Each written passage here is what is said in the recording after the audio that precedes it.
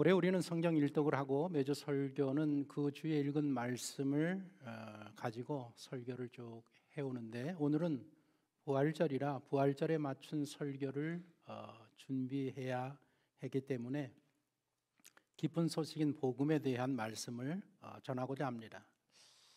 여러분들이 기독교 서점에 가시면 복음에 관한 책들이 많이 나와 있습니다. 많은 책들 가운데 복음에 대해서 가장 잘 설명한 책이 고 김홍전 목사님이 쓴 복음이란 무엇인가라는 이 책으로 저는 그렇게 생각을 합니다. 그래서 오늘 설교 내용의 많은 부분은 이 책에 있는 내용입니다. 순전히 제 설교가 아니라는 뜻입니다. 이 사실을 먼저 말씀을 드리는 것은 설교 표절 문제가 종종 사회에서 제기되고 있기 때문에 그렇습니다. 교수들이 논문을 쓰고 목사들이 설교를 할 때 다른 사람의 글을 인용하면 이것은 다른 사람의 글이라고 분명하게 밝혀야 합니다. 그래서 인용한 부분을 책을 쓰면 각주를 달아서 표기를 합니다. 그렇게 인용한 사실을 밝히지 아니하면 표절이 되는 것입니다. 그래서 오늘 제가 먼저 오늘 설교에 대해서 그분의 책을 참고 삼아서 많은 내용들을 이제 인용했다라는 말씀을 먼저 드립니다. 나중에라도 복음이란 무엇인가라는 이 책을 구입해서 읽어보시면 아마 신앙생활에 많은 도움이 되리라 생각을 합니다. 사도 바울이 1차, 2차, 3차에 걸쳐서 선교여행을 다니면서 복음을 전합니다. 그리고 2차 선교 여행 때 유럽으로 가서 그곳에서 빌립보 교회, 데살로니가 교회, 고린도 교회를 세웠습니다.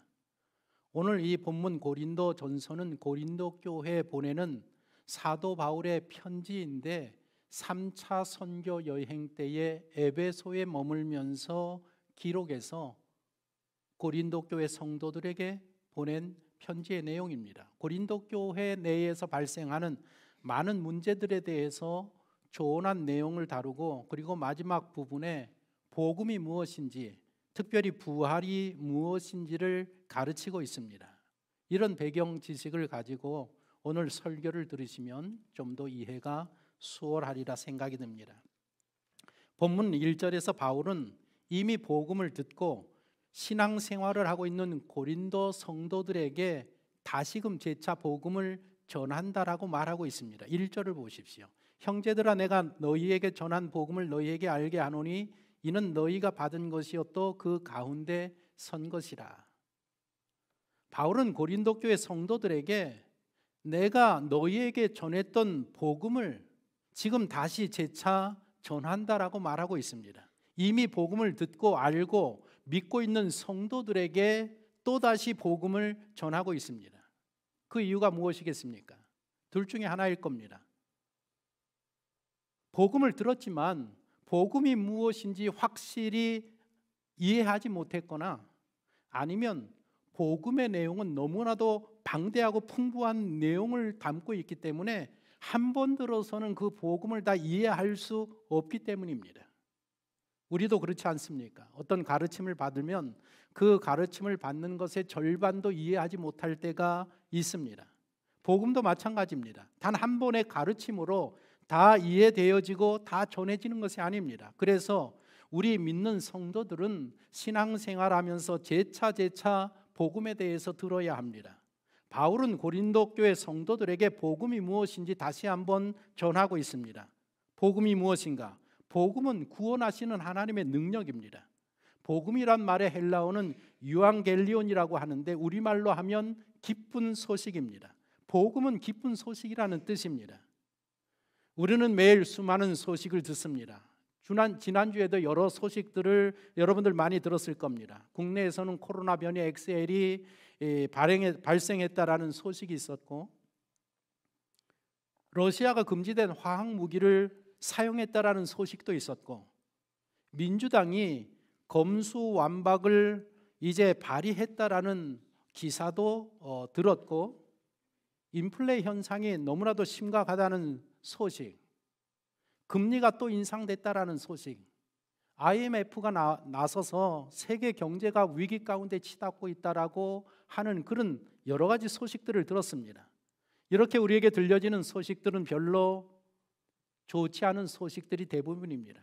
그러나 복음은 그렇지 않습니다. 복음은 기쁜 소식입니다. 왜 기쁜 소식인가? 하나님의 구원의 능력이 우리에게 임했다라는 소식이기 때문입니다.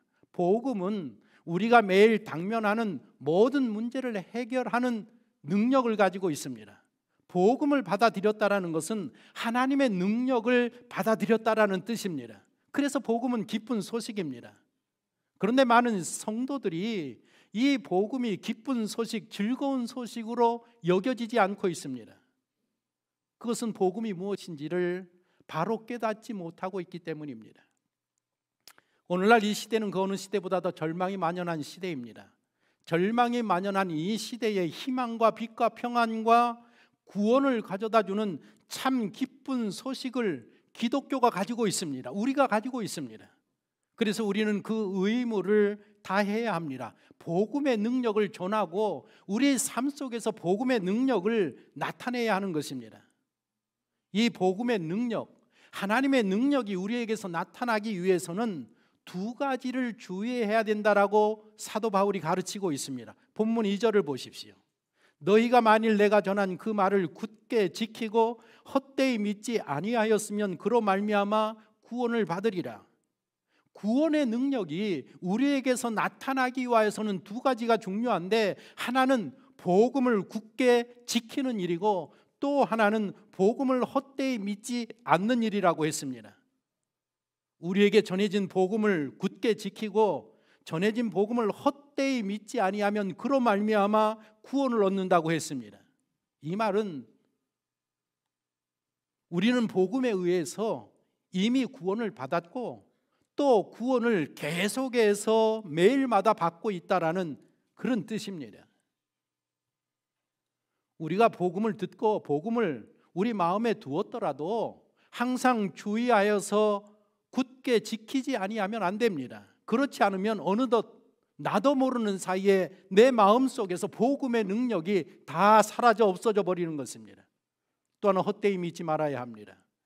헛되이 믿는다라는 것은 복음을 믿는다고 하면서도 내가 정말 구원받았을까? 라고 하는 의구심을 갖고 의심을 가진 자세를 말합니다. 구원에 이르는 신앙은 하나님의 말씀을 헛되이 믿지 않고 하나님의 말씀을 굳게 지킬 때 유지되는 것입니다. 사람이 구원에 이르는 신앙을 받았다 할지라도 말씀을 굳게 지키지 아니하면 신앙을 바르게 유지하기가 어렵습니다. 복음은 구원하시는 하나님의 능력입니다. 구체적으로 복음은 세 가지 능력을 발휘합니다. 첫째로 죄의 형벌을 면제해 줍니다. 두 번째로 죽은 후에 우리를 천국 가게 해줍니다. 세 번째로는 이 세상에 사는 동안에 우리가 직면하는 많은 문제들을 복음의 능력이 해결해 주는 것입니다. 그래서 복음은 기쁜 소식입니다. 하나님의 구원의 능력이 우리가 치러야 할 죄의 형벌을 면제해 주고 죽은 후에 천국을 가게 해주고 이 세상에 사는 동안에 직면하게 되는 모든 문제들을 해결해 주는 능력이 복음에 있기 때문입니다. 그렇다면 복음의 내용이 무엇인가? 우리가 믿는 복음이라는 것이 무엇인가? 우리가 무엇을 믿고 있는가? 오늘 본문 3절 4절에서 간단 명료하게 설명을 합니다. 보십시오. 내가 받은 것을 먼저 너희에게 전하였노니 이는 성경대로 그리스도께서 우리 죄를 위하여 죽으시고 장사 지낸 바 되셨다가 성경대로 사흘 만에 다시 살아나사. 복음의 내용은 두 가지입니다. 그리스도가 우리의 죄를 위하여 죽으시고 장사 지낸 일, 그리고 그리스도가 다시 살아나시고 다시 살아나신 그리스도께서 여러 사람들에게 나타나신 일, 바로 이것이 복음의 내용이고 우리가 믿고 있는 진리인 것. 유대인들에게 이 그리스도란 말은 특별한 의미를 가진 말입니다. 그리스도라는 것은 헬라 말이고 히브리어로는 메시아입니다. 유대인들에게는 메시아 사상이라는 것이 있습니다. 유대민족은 다른 어떤 민족과는 달라서 메시아가 나타난다라는 사상을 가지고 있습니다. 메시아가 나타나면 그 민족의 이상과 희망을 완성해 줄 것으로 믿고 있습니다. 메시아가 나타나면 유대 민족을 정치적으로 경제적으로 번영을 시키고 도덕적으로도 완전한 이상적인 사회를 건설해 준다라고 믿고 있습니다. 그래서 유대인은 성경에 예언된 메시아의 출현을 믿고 기다리고 있는 민족입니다. 지금도 기다리고 있습니다. 그런데 사도 바울이 복음을 전하면서 하는 말이 무엇인가 하면 성경에 예언된 메시아가 바로 예수님이시다. 그 예수님께서 이 땅에 오셔서 우리 죄를 위해서 죽으시고 장사 지낸 바 되었다라고 이야기하고 있습니다. 또한 그리스도이신 예수님께서 이 땅에 오셔서 우리의 죄를 대신해서 죽으셨는데 죽음이 예수님을 속박해 둘 수 없다고 밝히고 있습니다. 예수님은 죽어 장사 지낸 바 되었지만 사흘 만에 다시 살아나셔서 여러 사람들에게 나타나 보이셨다라고 가르치고 있습니다. 다시 살아나는 예수님은 베드로에게 보이시고 12 제자에게 보이시고 500여 형제에게 일시에 보이셨다고 했습니다. 바울이 고린도전서를 쓸 때가 주전 51년에서 53년경쯤 됩니다. 예수님께서 부활하시고 한 20년쯤 지났을 때에 고린도전서를 기록을 했습니다. 그때에 부활하신 예수님을 만난 500명들이 있었는데 그 500명 가운데 죽은 사람들도 있지만 태반이 거의 모든 사람들이 지금 아직까지 살아있어서 부활하신 예수님을 본 사람들이 부활의 증인이라고, 그 증인들이 우리 옆에 있다라고 이야기를 하고 있습니다. 우리가 믿는 복음의 내용은 두 가지입니다. 예수님의 죽으심과 예수님의 다시 사신 부활입니다. 이 두 가지 사실을 믿고 우리는 지금 믿음 생활, 신앙 생활, 교회 생활, 그리고 그래서 오늘 이 시간에 나와 예배를 드리고 있는 것입니다. 예수님의 죽으심과 다시 살아나심이 복음의 내용인데 왜 그게 우리에게 기쁜 소식이 되는가? 예수님께서 죽으시고 사흘 만에 다시 살아나심으로 말미암아 인류가 해결하지 못하는 두 가지 문제를 해결해 주셨기 때문입니다. 그래서 우리에게는 그것이 기쁜 소식이 됩니다. 인류가 해결하지 못하는 문제가 무엇입니까? 두 가지, 죄와 죽음의 문제입니다. 이 두 가지 문제 외에 거의 모든 문제들을 오늘날 인류가 다 해결해 나가고 있습니다. 그러나 과학 문명이 인류가 아무리 발달해도 죄라는 문제를 해결하지 못하고 죽음이라는 문제를 해결하지 못합니다. 하나님의 말씀인 성경은 말하고 있습니다. 죄로 말미암아 사망이 들어왔나니 죄의 삭은 사망이요라고 했습니다. 죄라는 것과 죽음은 연결되어 있습니다. 사람은 다 죽게 되어 있습니다. 죽지 않는 사람은 없습니다. 죄 짓지 않는 사람이 없기 때문에 모든 사람들은 반드시 다 죽게 되어 있습니다. 죄의 형벌이 죽음이기 때문에 사람은 누구나 다 죽게 되어 있습니다. 매일 아침 우리 교회에 오셔서 마스크 전도를 나가는 우리 권사님이 계십니다. 교회에 오시면 제 방에 들어와서 저와 함께 이제 기도를 하고 우리가 마스크를 굉장히 많이 샀으니까 그것을 이제 들고 나가서 이쪽 인근 지역에 마스크를 이렇게 전하면서 복음을 전도합니다. 권사님께서 하루는 서울역에 가서 신앙생활 하시다가 좀 이렇게 낙심되어 있는 이런 분을 만나서 이제 전도를 하게 되었습니다.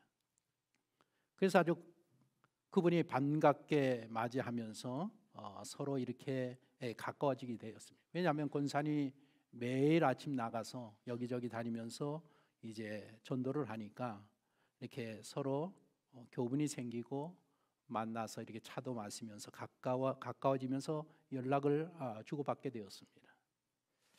그분이 어느 날 우리 권사님을 만나러 교회 카페에 올라오셨습니다. 그래서 제가 내려가서 차를 같이 마시면서 이런저런 이야기를 했습니다. 그랬더니 그분께서 한 50대 초반 되신 것 같은데, 당신도 여자분인데 당신도 신학교에서 공부를 해서 전도사라는 겁니다.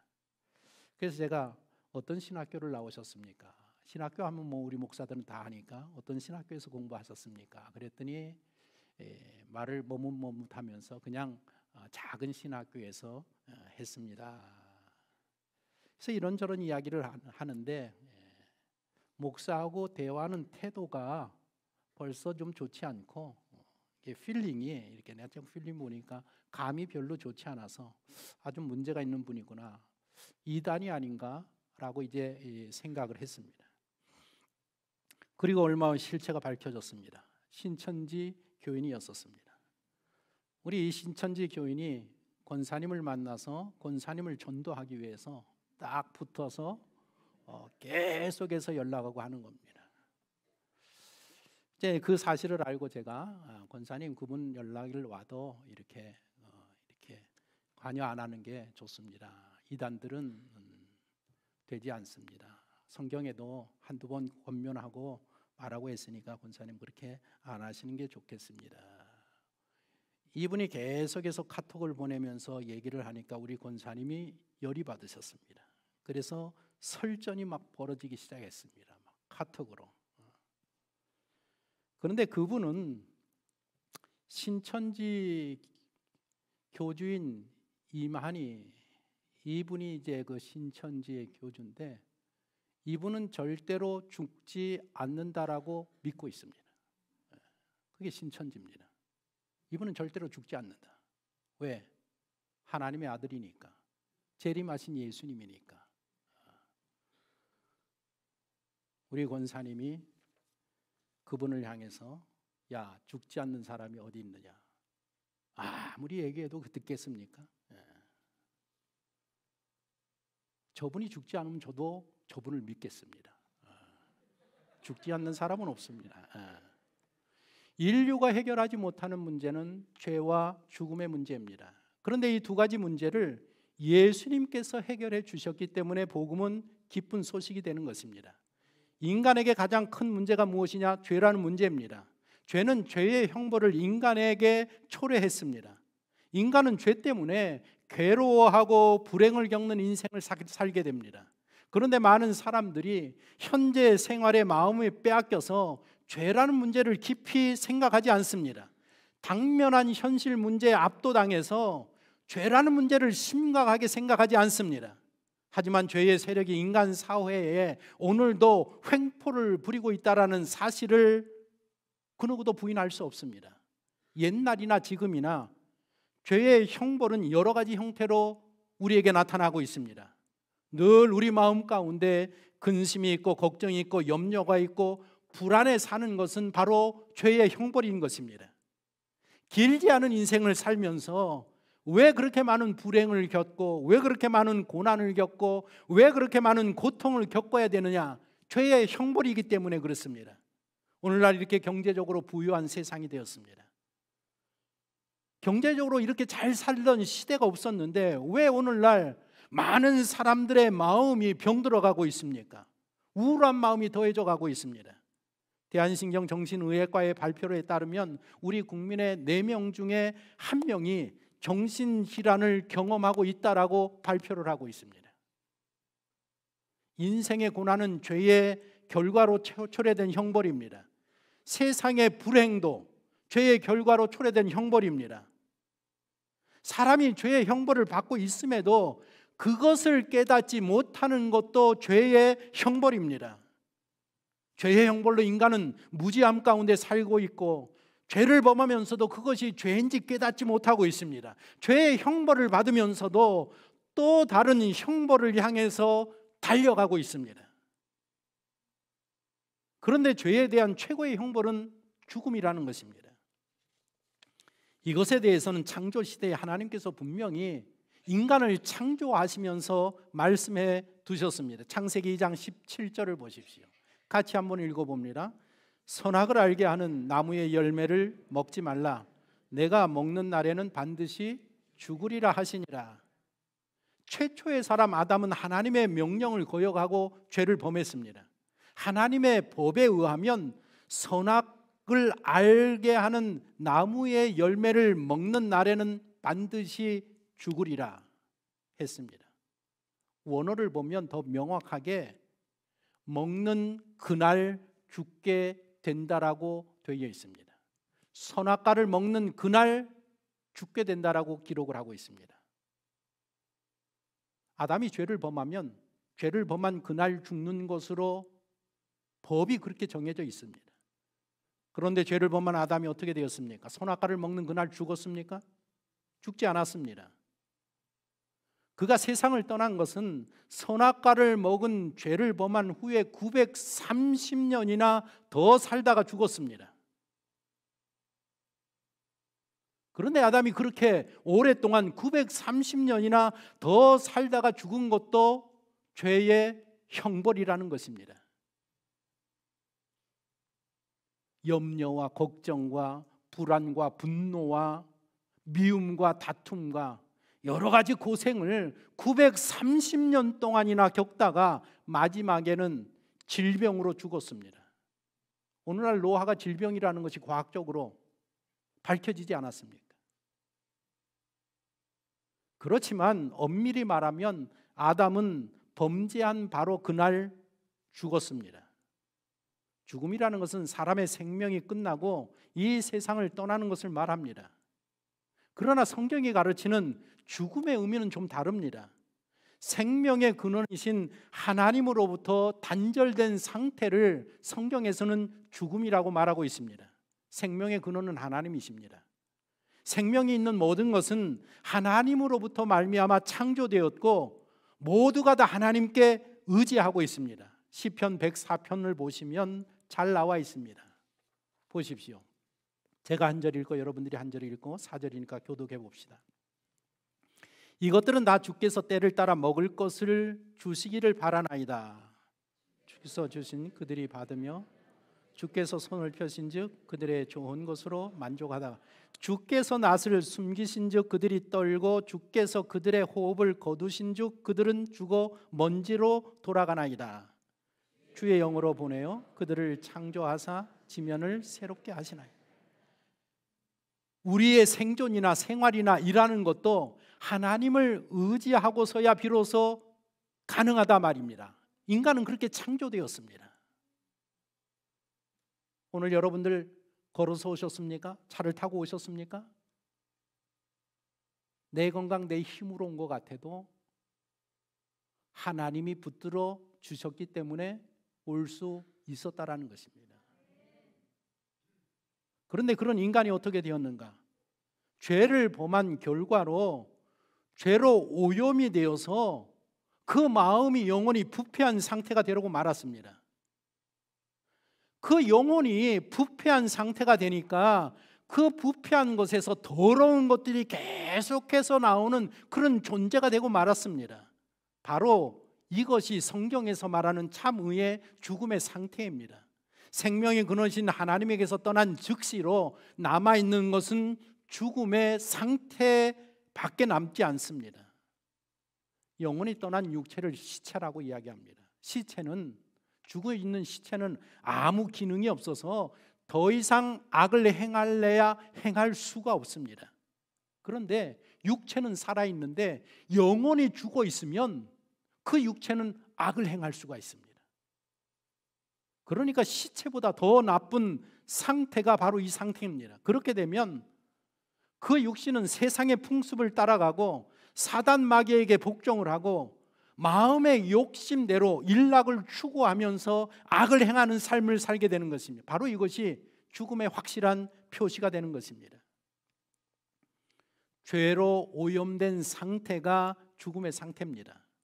그렇다고 이런 상태가 영원히 계속되는 것이 아닙니다. 많이 살아야 100년, 120년 살다가 그 영혼이 육체에서 떠나면 영원한 멸망, 지옥의 불구덩이로 들어가게 되는 것입니다. 이런 현재의 상태를, 죄로 오염된 상태를 죽음이라고 성경은 표현을 하고 있습니다. 바로 이 죽음이 죄의 값인 것입니다. 사람은 왜 죽는가? 죄를 지었기 때문에 죽습니다. 이것이 성경이 말하는 논리입니다. 그런데 이 죄와 죽음의 문제를 예수님께서 해결해 주셨다라는 것입니다. 십자가에서 우리를 대신해서 죽으심으로 우리의 죄의 문제를 해결해 주시고, 또한 십자가에서 죽으신 후에 사흘 만에 다시 살아나셔서 죽음의 문제도 해결해 주셨습니다. 우리 죄의 문제를 예수님께서 십자가에 죽으심으로 해결해 주셨습니다. 하나님의 아들이신 예수님께서 사람의 모양을 입고 세상에 오셨습니다. 이 땅에 오셔서 죄인된 우리가 받아야 될 죄의 모든 형벌들, 죽음을 대신 당하셨습니다. 우리 한 사람 한 사람을 대신해서 예수님이 그 형벌을 다 받으시고 십자가에서 죽으셨습니다. 예수님께서 우리가 당해야 할 죄의 형벌을 하나도 남김없이 다 십자가에서 받으셨기 때문에 그 예수님의 십자가의 죽으심으로 죄의 문제를 해결해 주셨습니다. 또한 예수님은 사흘 만에 다시 살아나심으로 죽음의 문제도 해결해 주셨습니다. 사람은 죽지만 그것이 아니다, 죽음에서 다시 살아난다라는 것을 우리에게 보여주었단 말입니다. 그래서 예수 그리스도의 부활이 우리가 믿는 복음의 핵심입니다. 신앙의 핵심이 그리스도의 부활입니다. 본문 20절에 보면 그러나 이제 그리스도께서 죽은 자 가운데서 다시 살아나서 잠자는 자들의 첫 열매가 되셨도다 그랬습니다. 그리스도는 부활의 첫 열매가 되셨는데, 그러면 부활하신 예수님의 몸은, 부활하신 죽었다가 다시 살아난 예수님의 몸은 과연 어떤 몸이었는가? 오늘 고린도전서의 본문들을 보면 42절에 이렇게 기록되어 있습니다. 썩을 것으로 심고 썩지 아니할 것으로 다시 살아나며, 다시 부활한 몸은 다시 썩는 일이 없다라는, 부패되는 일이 없다라는 것입니다. 욕된 것으로 심고 영광스러운 것으로 다시 살아나며 빛나는 몸이 되었습니다. 천상에서 빛나는 몸이 되었습니다. 약한 것으로 심고 강한 것으로 다시 살아나며, 부활한 몸은 아주 강력한 위대한 힘을 가진 몸입니다. 육의 몸으로 심고 신령한 몸으로 다시 살아나나니 영이 자유자재로 쓸 수 있는 그런 완전한 몸입니다. 부활하신 예수님의 육체의 모습은 부활하시기 전에 예수님의 육체와는, 그 모습과는 너무나도 달랐습니다. 예수님의 제자들이 3년 6개월 동안 동고동락했습니다. 오늘 사역하고 흩어졌다가 다시 모이는 게 아니라 한 집에 예수님과 함께 3년 6개월을 동고동락하면서 함께 살았습니다. 그런데 예수님이 부활하시고 나에 3년 6개월 동안 같이 살았던 제자들이 예수님을 알아보지 못했다라는 것입니다. 제자들까지도 예수님을 잘 알아보지 못할 정도로 예수님의 몸은 변화된 몸이었었고, 예수님의 그 육체는 그런 육체였었다라는 것. 부활하신 예수님은 갑자기 나타나시고 갑자기 사라지기도 하십니다. 문을 여닫는 일 없이 밀폐된 공간 안으로 들어왔다 나가시는 그런 몸이었었습니다.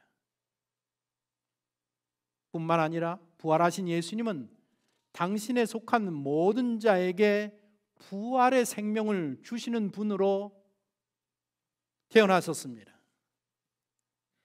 죄와 허물로 죽어 있는 자들에게 새로운 생명을 주시는 몸을 가지고 살아나셨습니다. 그리고 그 새로운 생명 위에 부활하신 예수님과 같은 새 사람의 삶을 살 수 있는 능력을 우리들에게 허락하신 것입니다.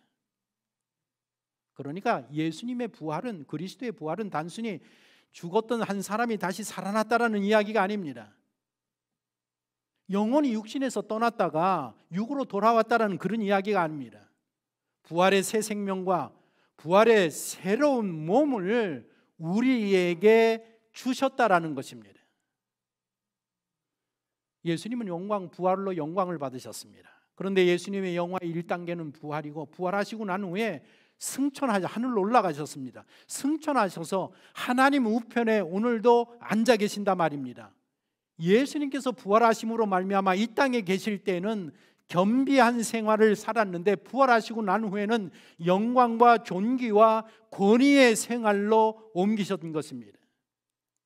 그 예수님께서 마침내 이 지구에, 우리가 살고 있는 이 지구에 다시 두 번째로 강림할 날이 있을 겁니다. 그것을 재림이라고 이야기합니다. 예수님이 재림하시는 그날, 지금 부활하시고 승천하시고 하나님 우편에 앉아 계신 이 예수님께서 두 번째로 강림하시는 그날, 재림하시는 그날, 우리 모든 성도들의 이 몸이 예수님이 변화된 부활의 몸처럼 변화된 몸을 우리가 입게 될 것이라는 것입니다. 바로 이것이 기독교에서 말하는 부활 신앙인 것입니다. 베드로전서 1장 3절 4절을 보십시오. 같이 읽어보겠습니다. 우리 주 예수 그리스도의 아버지 하나님을 찬송하리로다. 그의 많으신 긍휼대로 예수 그리스도를 죽은 자 가운데서 부활하게 하심으로 말미암아 우리를 거듭나게 하사 산 소망이 있게 하시며 썩지 않고 더럽지 않고 쇠하지 아니하는 유업을 있게 하시나니 곧 너희를 위하여 하늘에 간직하신 것이라.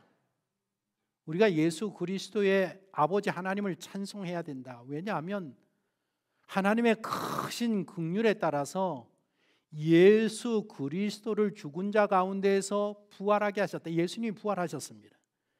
예수님이 부활하심으로 말미암아 어떤 일이 발생했는가 하면 우리를 거듭나게 했다. 우리에게 영원한 소망, 살아있는 소망을 갖게 하고, 그리고 썩지 않고 더럽지 않고 늙지 아니하는 유업, 부활의 몸을 갖게 하셨다라는 것입니다. 이것이 바로 부활이 주는 소망과 능력인 것입니다. 바울은 고린도 성도들에게 다시 한번 복음을 전하면서 말하고 있습니다. 복음은 하나님의 구원의 능력이다. 복음을 믿는 자는, 복음을 받아들이는 자는 그 구원하시는 하나님의 능력을 받은 자들이다. 그런데 그 구원의 능력이 너희에게서 나타나기 위해서는 두 가지를 주의해야 하느니라.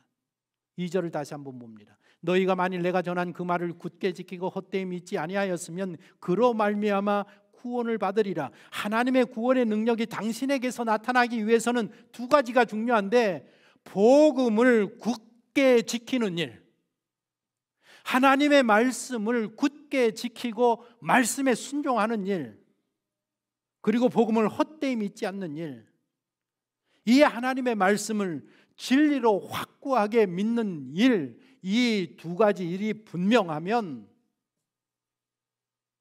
하나님의 구원의 능력이 우리에게서 나타나게 된다라는 것입니다.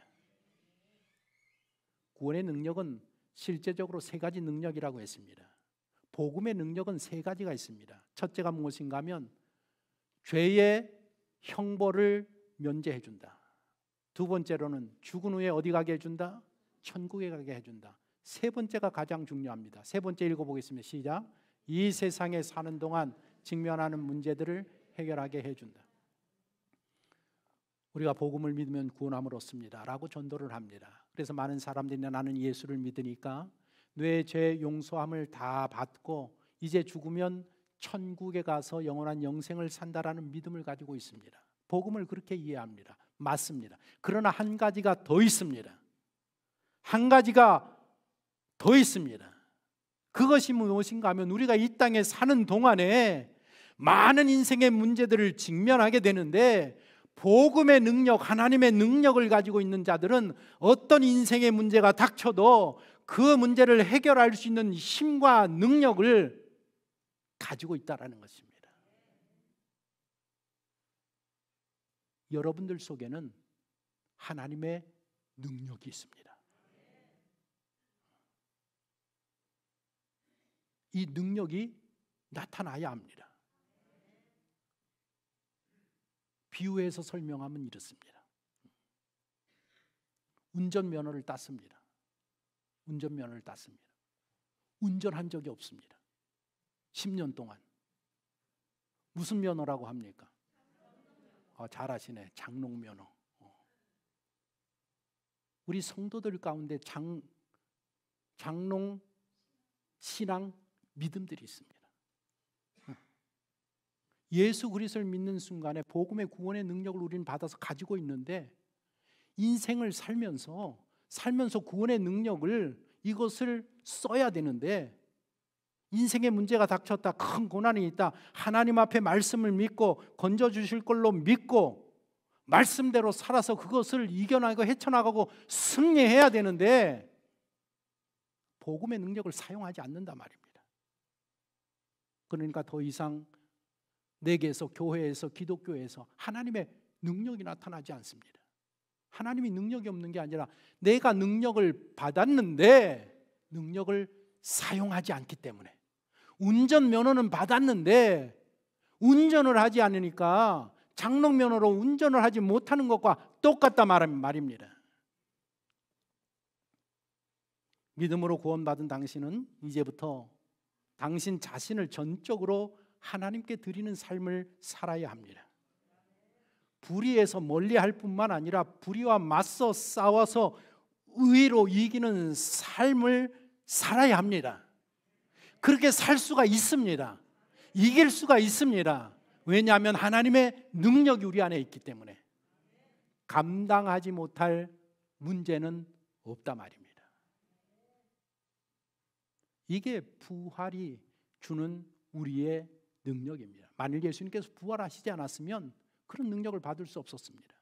그러나 오늘 이 부활주일, 예수님이 부활하심으로 말미암아, 십자가에서 죽으시고 부활하심으로 말미암아 우리가 해결하지 못하는 죄와 죽음의 문제를 해결하고 하나님의 능력으로 새 생명을 받아서 우리 속에 있는 새 생명은 어떤 것도 다 감당하고 하나님 앞에 영광을 돌릴 수 있는 그런 존재가 되었기 때문에 우리가 믿음으로 나가서 굳게 살기만 하면 우리에게는 그런 구원의 역사가 일어나게 되는 것입니다. 이 한 주간 부활주일 예배를 마치고 복음으로 사시기를 바랍니다. 말씀을 굳게 붙들고 사시기 바랍니다. 그러면 당신을 통해서 하나님의 놀라운 구원의 능력이 매일매일 나타나게 될 줄로 믿습니다.